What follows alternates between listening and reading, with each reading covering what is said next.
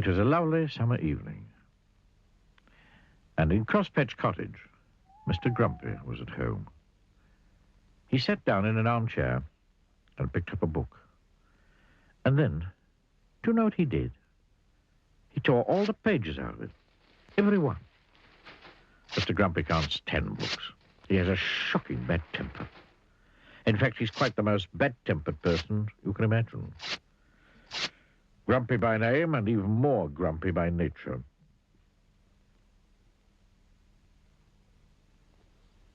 The following morning, he was out in his garden pulling up flowers. He couldn't stand pretty flowers growing in his garden. When out of the corner of his eye, he saw a figure. It was Mr. Happy. "Good morning," said Mr. Happy.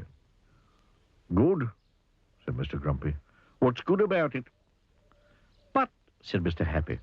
"But nothing," went on Mr. Grumpy. "Get out of my garden." "I beg your pardon," said Mr. Happy. "You heard me," snapped Mr. Grumpy. "Go away." "I say," laughed Mr. Happy, "you're a bad-tempered fellow." "Hum," grunted Mr. Grumpy. "And," went on Mr. Happy, "bad-tempered fellows need to change their ways." "Rubbish," retorted Mr. Grumpy, and went into his cottage, deliberately stepping on Mr. Happy's foot as he passed him. Oh, said Mr. Happy. Bang went the door of Crosspatch Cottage as Mr. Grumpy slammed it behind him. Mr. Happy stood there looking not quite so happy as he normally does. His foot hurt. He thought and thought and thought some more. Then he had an idea. He smiled and went to see Mr. Tickle. Mr. Happy told Mr. Tickle of his idea of how to get Mr. Grumpy to change his ways. And Mr. Tickle grinned the sort of grin that goes from ear to ear. That is, if you have ears, which he doesn't.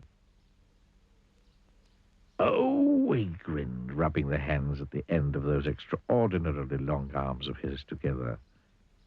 That sounds fun. That afternoon, Mr. Grumpy went to town, shopping. He walked into Mr. Meat's shop. Mr. Meat was a butcher. "Give me some sausages," snapped Mr. Grumpy, "and be quick about it." Poor Mr. Meat, who was frightened of Mr. Grumpy, did as he was told. But as he was doing as he was told, something appeared through his shop doorway. Do you know what it was? It was an extraordinarily long arm belonging to... Well, you can guess who it belonged to, can't you?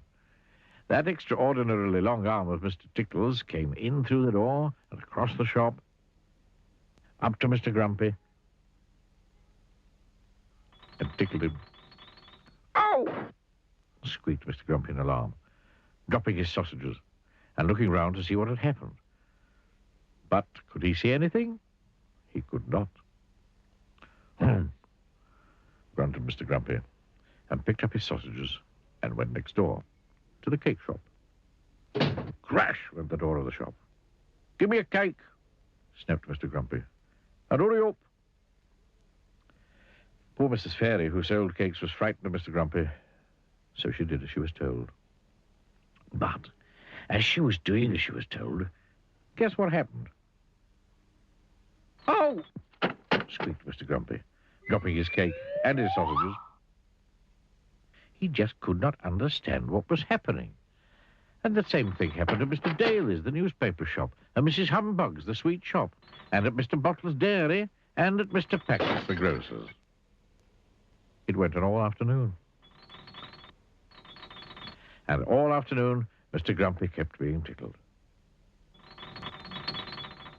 Dropping his shopping, picking it up and being tickled, and dropping his shopping and picking it up and being tickled, and dropping his shopping and... Oh, he just couldn't understand it. On his way home to Crosspatch Cottage, he met Mr. Happy again. "Hello," said Mr. Happy. Having a nice day?"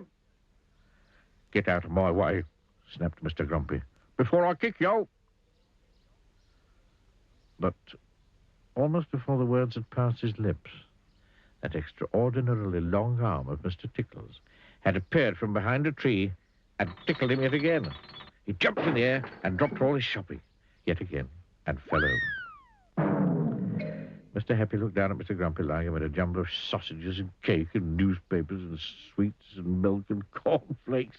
I think he laughed that if you were to change your ways and not be quite so bad-tempered quite so often, this sort of thing might not happen to you quite so often. Oh, grunted Mr. Grumpy. He picked up all his shopping yet again and went home to Crossback Cottage. But on his way, he did think about what Mr. Happy had said, because he very definitely did not like what had happened to him that afternoon. Mr. Happy and Mr. Tickle laughed and shook hands. And so after that, Mr. Grumpy did try not to be quite so bad-tempered quite so often. And the more he tried, the less he found he was tickled. And so he tried more and more. And these days, he's quite a changed person.